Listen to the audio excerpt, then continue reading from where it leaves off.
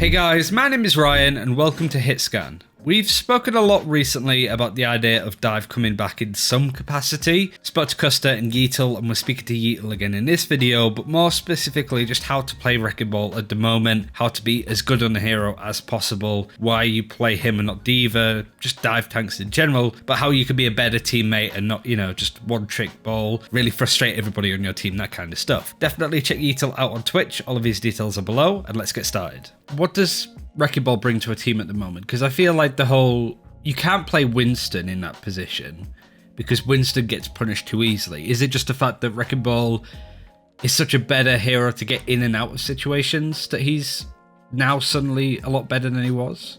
Oh, yeah. Okay, so in terms of dive tanks, Wrecking Ball is definitely just hands down the best. He's got the most mobility, he's got the most survivability, and he doesn't have to commit to anything. So he does a great job of just scouting for the team and letting setting up a dive pretty much, because he can third person peek and be like, oh, the Ana's over here on the high ground steps or something like that. And he can basically just set up the engagement very easily, where Winston needs to cross a lot of chokes, probably take spam damage because he can't take the long pathings that Wrecking Ball can without taking damage. So it's just a lot easier for ball players to set up dives and get in better positions, and even when they do go in, they can get out with sort of minimal risk depending on what they decide to dive and where. It seems that if teams were to run dive, it would be Wrecking Ball and Winston for the most part. Where's Deva? What's Deva's problem at the moment, do you find? Granted, you aren't necessarily a Deva player, but from playing alongside Devas in dives in your competitive games at least, what's the problem there? So the problem with Deva is that she doesn't unlike Winston, she doesn't provide help for the dive in terms of let me think. So when Deva goes in, all she has to help with is Matrix, right? When Winston goes in, he has a bubble that's going to chill there until someone breaks it, or until 10 seconds pass, or whatever the cooldown is.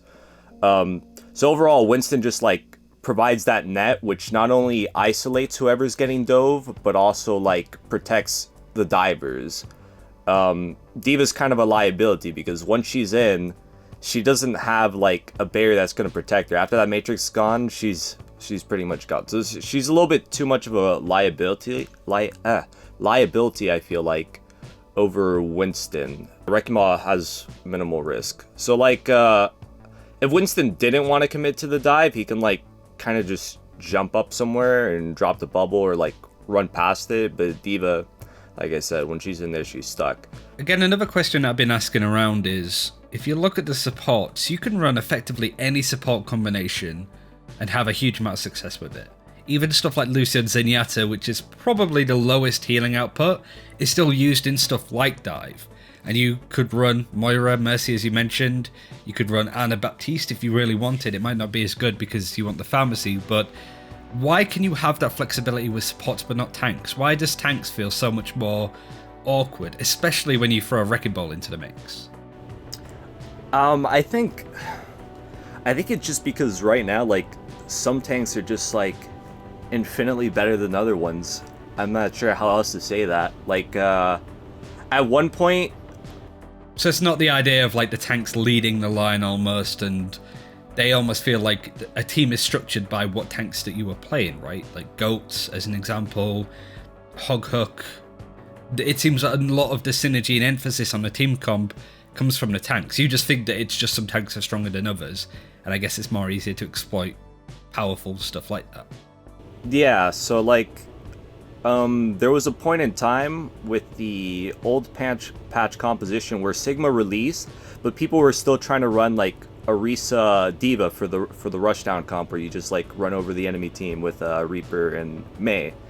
But then people realized that having a second shield is way more valuable than having Deva's damage output in some defense matrix.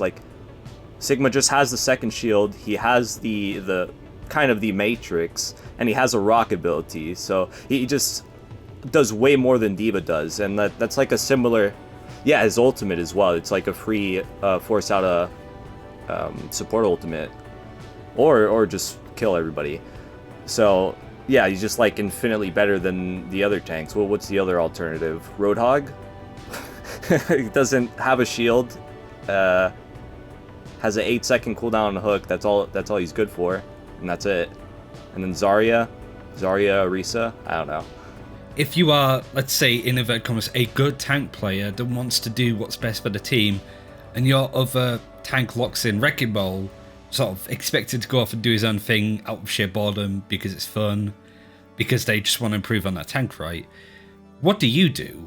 What if you wanted to play Zarya, and then it's kind of like, oh, we can't do that anymore. So if you want to be the good guy tank on your team and your other tank has picked Wrecking Ball, what would you recommend people do other than not flame at the Wrecking Ball?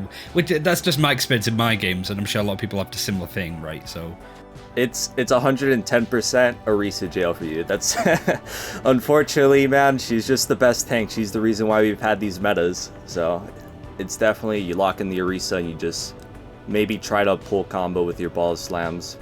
I guess for those that want to improve and learn a lot more Wrecking Ball, how can you do that?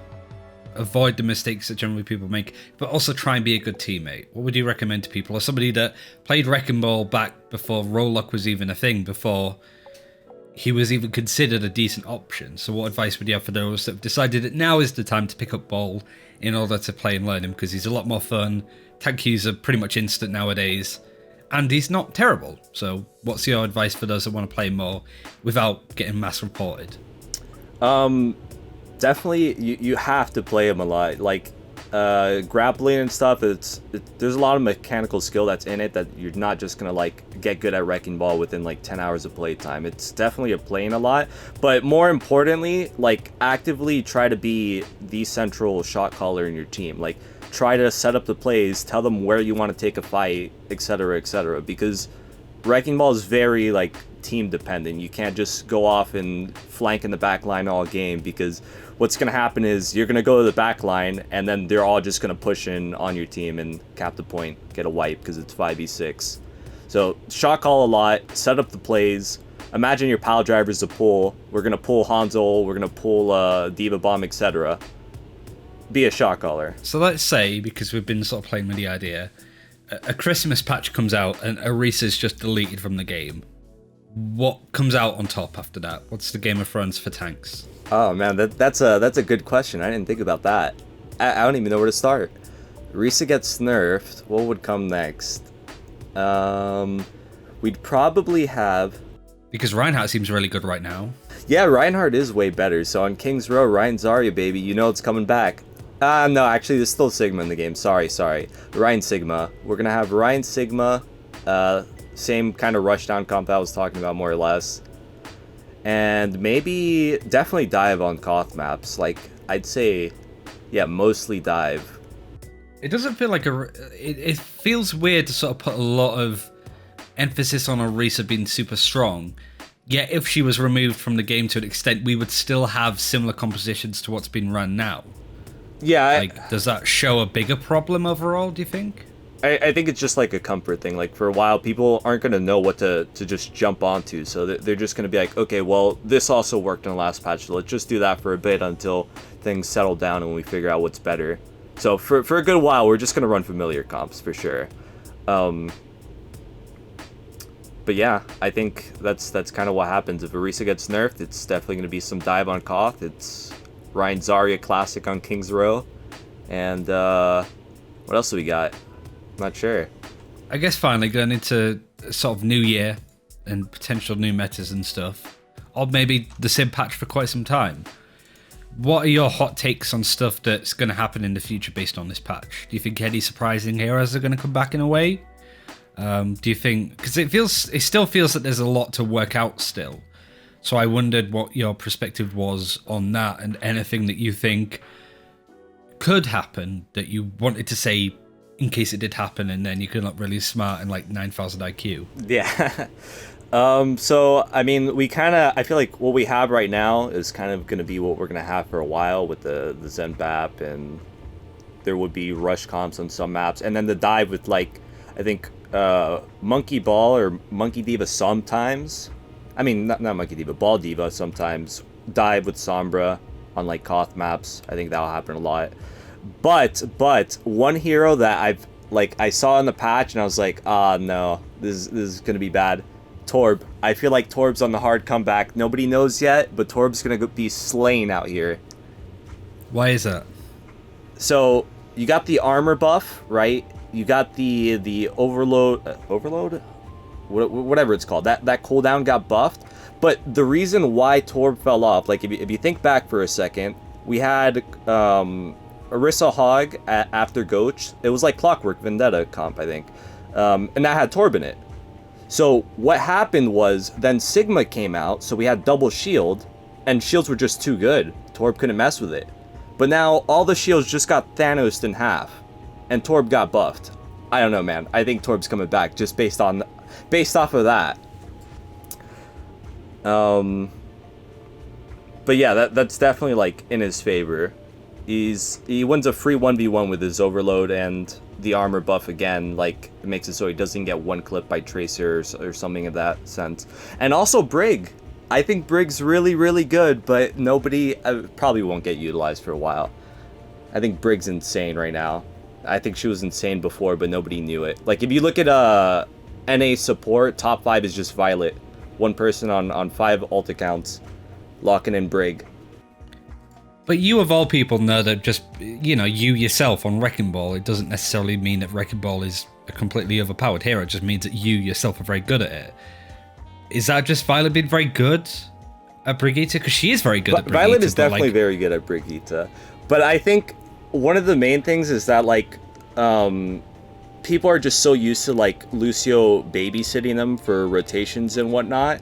But the thing about Brig is I feel like she just wins every neutral fight. Like, a Brig on defense, for example, because she offers more healing. And the argument is that she can't really, like, trigger her healing that easily, but she can. She just has to hit somebody with her whip, and Inspire has 20 meters, which is more than Lucio's healing aura, and it heals more than Lucio's healing aura, assuming he doesn't amp. So overall, she has a better boop, which is the whip. She has a CC ability, and she just puts out more damage and healing in those brawl fights. So overall, what I'm trying to say is that, like, if you can set up your team to just, like, take fights close quarters, or, like, you don't have to really go to them, I think Brig just, like, wins games straight up off of that. Overall, what I'm saying is I think people are just, like, so used to having Lucio for, like, 18 metas that they don't want to adjust to just, like, setting up their positioning for, like, a Brig ambush or something. I don't know how better to say it. Finally, I wanted to sort of ask final words that you want to say, either about the meta, about playing as Wrecking Ball, for players that are playing alongside Wrecking Balls. What do you sort of want to finish on that you haven't said already? Sorry, can you say that again? I blanked out. Just, are there any final things that you haven't said in this video that you really want to get out there? Speaking to other Wrecking Ball players playing alongside Wrecking Ball, about the meta. Before we shout you out, of course, is there anything else you want to say? No, nothing in particular. Ball on, have a good time. Of course, try your best. Don't leave your team in the dark. Shot call. I said it before. What I like about other Wrecking Ball players is when they actually, like, try to help their team. Like, don't give us Wrecking Ball players a bad rep by solo queuing it, going quiet, not helping the team. Don't be that Wrecking Ball player. And I guess finally, where can people see more of you? You didn't stream the Breaking Barriers tournament, hence why we got some Contenders gameplay on in the background. But what's it going to be going forward? Like, you're still focusing on streaming? Because looks like you're headed towards Contenders at this rate as well. Yeah, definitely a lot of streaming, but hopefully I can make that push too. But yeah, in the meantime, you can just catch me at twitch.tv/Yeatle. And that's it for this time. Thank you very much for watching. As I said, do check out all of Yeatle's stuff in the description below. Let me know what you think of this video. Might try to do a couple more interviews over the Christmas period, seeing as there's a lot of interesting stuff that people are saying, so we'll see. Thanks for watching. Take care. See you then.